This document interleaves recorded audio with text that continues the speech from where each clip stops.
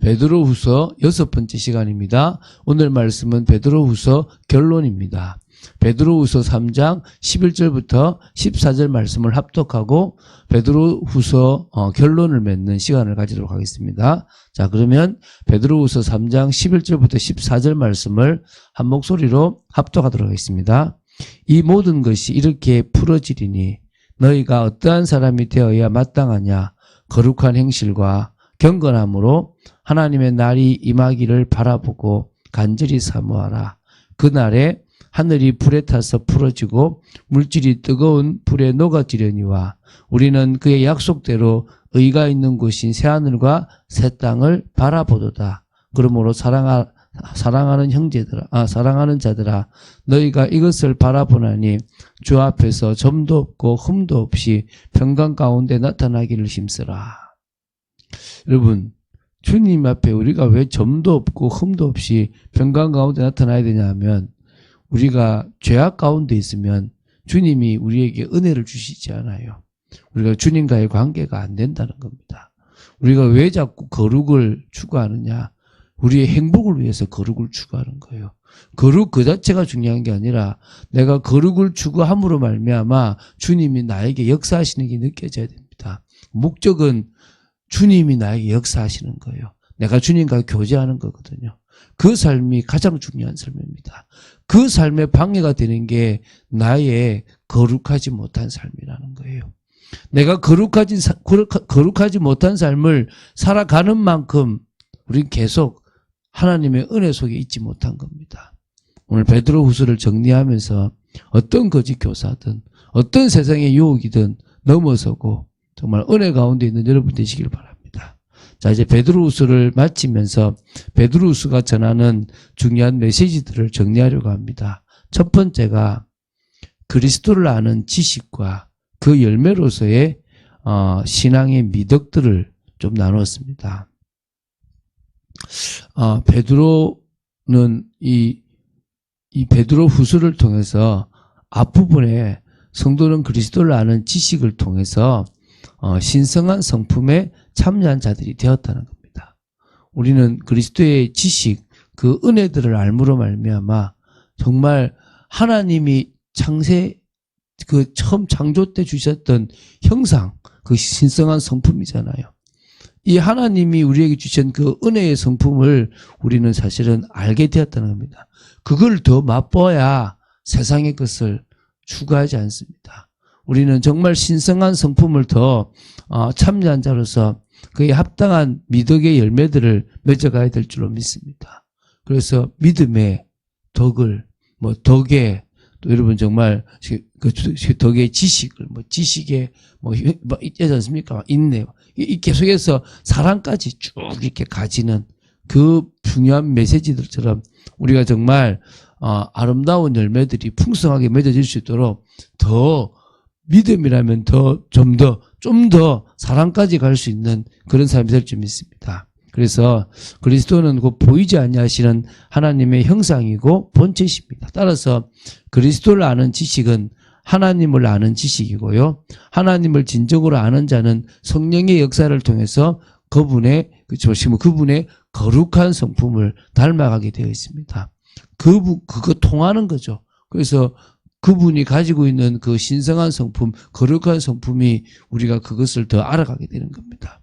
결국 신앙의 미덕들은 그리스도를 아는 지식을 통해서 신성한 성품에 참여하는 자들이 당연히 맺어야 가야 할 열매인 것을 알게 하는 겁니다. 오늘 그 열매들을 계속 삶 속에서 맺어가는, 그래서 세상적인 것이 아니라 영적인 것을 바라보는 삶이 될 줄로 믿습니다. 그러는 중에 우리는 이 예언의 말씀은 사사로 해석해야 될 것이 아니라 신중하게 해석해야 된다. 그래서 성경 해석의 신중성을 좀 이야기하고 있습니다. 베드로는 주의 재림에 대해서 사도적 증거가 있다는 것을 진정성 있게 변증하기 위해서 변화산에서 예수님하고 같이 있었을 때의 그 자신의 체험을 제시했고요. 그리고 그보다 더 확실한 예언의 말씀이 구약 성경이라는 사실도 제시했습니다. 그런데 문제는 이 성경 예언이 분명히 하나님의 영감성이 있고 신적 특성을 가지고 있는데도 이 해석을 하는 데서 잘못된 해석들이 억지 해석을 하다가 결국은 멸망에 이르는 자들이 있다는 것을 경고했어요. 그러면은 이 해석을 할 때 우리가 사사로이 해석하는 것이 아니라 하나님이 원하시는 방법대로 해석해야 될 줄로 믿습니다. 성경의 예언은 어두운 곳을 비추는 등불과 같기 때문에 하나님의 비밀한 계획을 우리에게 분명히 알려줍니다. 그래서 성경 해석을 할 때 제대로만 하면 우리는 올바른 것을 볼 수 있는 축복이 있는 겁니다.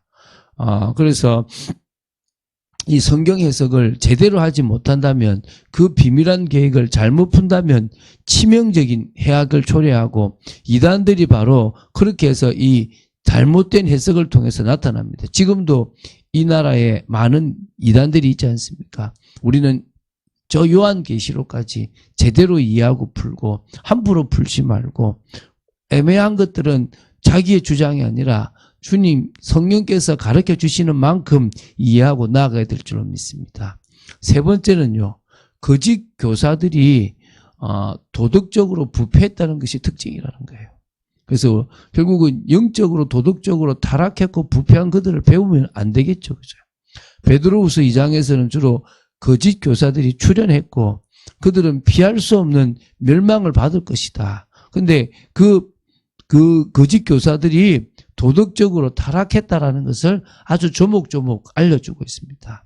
그래서 그들은 무모할 정도로 거만하여 자기가 알지도 못하는 것에 대해서 막 이렇게 비방을 일삼고 쾌락을 사랑하고 헛된 것을 자랑하고 떠벌리고 정욕의 노예가 되고 불의의 싹을 사랑하는 자들이라는 겁니다. 그래서 그들은 특히 주의 재림, 주님의 그 재림, 강림을 부인하는 그런 사람들로서 도덕적 부패성이 아주 심각하다는 것을 이야기합니다. 그래서 열매를 통해서 그 나무를 알듯이 그들의 모습을 통해서 그들이 잘못되어 있는 교사임을 충분히 분별하라라는 것이 이 베드로후서가 말하는 메시지 중에 하나입니다. 그러면서 이제 네 번째죠. 주의 재림, 주의 강림은 확실하고 그게 지연되는 것처럼 보이지만 다 이유가 있다는 사실을 말씀 줍니다. 베드로후서의 핵심 메시지 중에 하나가 주님께서 강림하시는 것, 재림하시는 것에 대해서 부인하는 거짓 교사들의 주장을 반박하는 거예요. 그래서 거짓 교사들은 천지가 생긴 이래로 그것들이 아무런 변동이 없었다는 논리를 가지고 재림에 관해서 성경의 약속들을 조롱하고 말도 안 된다는 겁니다. 그러나 베드로는 하나님의 말씀에 의해서 천지가 창조되었고 노아 시대 때 홍수 심판의 사건들도 역시 근거가 되기 때문에 거짓 교사들이 주장하는 것처럼 창조 이래로 아무런 변화가 없다라는 자체가 잘못됐고 주님의 재림은 예표도 있었고 정말 아무것도 없는 것에 창조가 있는 것처럼 이 창조 가운데서 다시 무너뜨리고 새로운 창조를 하실 수 있는 분이 하나님이라는 것을 말씀하는 겁니다. 그리고 주님의 재림이 지연되는 것처럼 느껴지는 부분들을 이야기하는데 그 이유가 뭐냐? 주께서 모든 사람들이 다 회개에 이르도록 인내하시기 때문에 지연되는 거지 다른 게 아니라는 겁니다.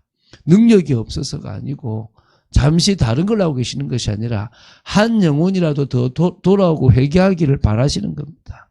오늘 저와 여러분이 전도자의 중심을 가지고 나아가야 될 이유가 하나님이 길이 참으시고 계신 이유를 알고 해야 될 줄로 믿습니다. 그래서 지금도 이 시대에도 그때처럼 주의 재림에 관해서 회의주의적인 그런 사람이 많습니다. 오히려 뭐 언제 오냐 안 올 거다.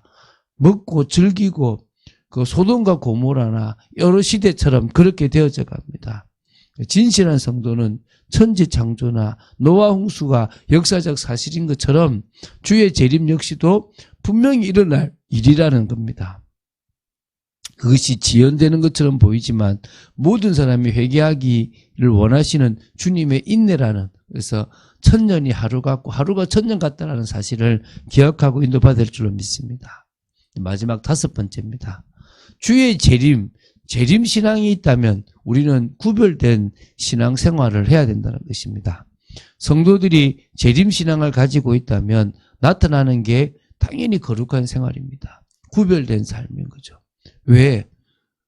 주님 앞에 설 것이 있기 때문에 우리는 세상 사람들과 다른 인생을 살아가는 겁니다. 우리도 먹고 마시면 돼요. 뭐가 없으면요? 부활이 없으면. 주님이 오시는 게 없으면 우리도 놀면 돼요. 왜 주일을 갑니까? 즐기면 되지. 왜 이 새벽을 깨웁니까? 주무셔야죠. 그런데 우리는 더 새벽을 깨우고 깨어있고 세상에 젖지 않으려고 그러고 오히려 성령의 역사를 간구하는 겁니다. 이유가 뭡니까? 주님이 오실 것이기 때문입니다. 주님이 오실 때 잘했다 칭찬하다 것이고 주님이 오실 때 우리가 저 잔치에 참여하기 위해서라도 우리는 뭐합니까? 흠도 없고 점도 없는 그래서 정말 구별되고 거룩한 삶을 살아가는 겁니다.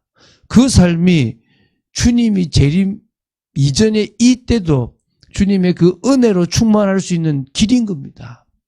사람들은 세상의 것으로 충만하고 즐기고 연락하면서 빠져있지만 쾌락적인 걸 쫓아가지만 우리는 그것이 아니라 영적인 것을 쫓아가는 겁니다. 예수님이 태어날 당시에도 거룩한 삶을 살았던 자들이 있습니다.